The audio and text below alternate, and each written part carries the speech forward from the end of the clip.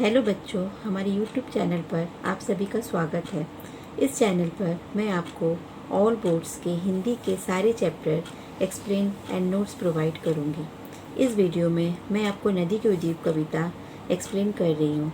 आगे बढ़ने से पहले मेरे चैनल को लाइक, शेयर एंड सब्सक्राइब करिए। नदी के द्वीप, कवि अगे।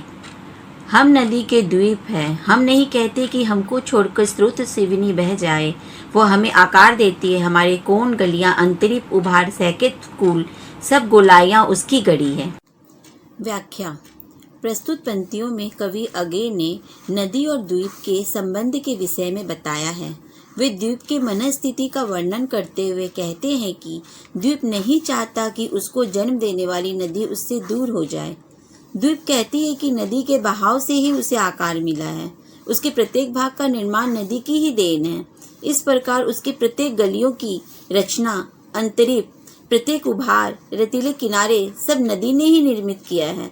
जैसे एक माता अपने शिशु को पूर्ण विकास करती है, अतः कवि नहीं चाहता कि नदी रूपी माँ अपने द्वीप रूपी शिशु को छोड़कर दूसरी जगह जाए। माँ है वह, इसी से हम बने हैं, किंतु हम है द्वीप, हम धारा नहीं हैं।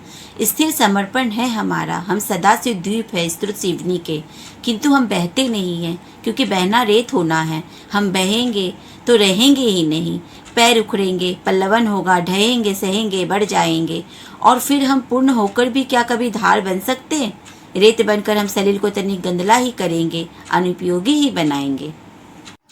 प्रस्तुत पंक्तियों में कवि कहते हैं कि द्वीप का कहना है कि हम नदी के परिवेश में आने वाले द्वीप हैं, हम धारा नहीं हैं। अर्थात द्वीप नदी में बहना नहीं, बल्कि नदी के साथ मिलकर स्थिर रहकर स्वस्थ त्याग करना चाहता है। द्वीप नदी की धारा में बहना नहीं चाहता, क्योंकि नदी की धारा में बहने से द्वीप रेत के छोटे छोटे कणों में परिवर्तित हो जाएगा, जिससे उसका अस्तित्व ही नष्ट हो जाएगा। कवि कहते हैं कि रेत में बदलने के पश्चात भी वह कभी धारा का रूप नहीं ले सकता, और रेत तो नदी की पवित्रता अस्तित्व को नष्ट ही करता है। इसलिए इस प्रकार द्वीप नदी की धारा में मिलकर उसे अनुपयोगी नहीं बनाना चाहता। द्वीप है हम, यह नहीं है शाप, यह अपनी नियति है। हम नदी के पुत्र हैं, बैठे नदी के क्रोध में। वह बृहद भूखंड से हमको मिलाती है, और वह भूखंड अपना पीतर है। व्याख्या। प्रस्तुत पंक्तियों में द्वीप यह स्पष्ट कर देना चाहता है कि द्वीप होना उसका भाग्य है, अभिशाप नहीं। उसे अभिमान है कि वह नदी का पुत्र है।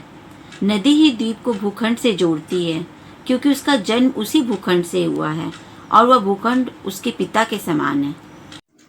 मुझे आशा है कि मेरा एक्सप्लेनेशन आप सभी को अच्छा लगा होगा। ऐसी और वीडियोस के लिए आप मेरे चैनल को लाइक, शेयर एंड सब्सक्राइब करें।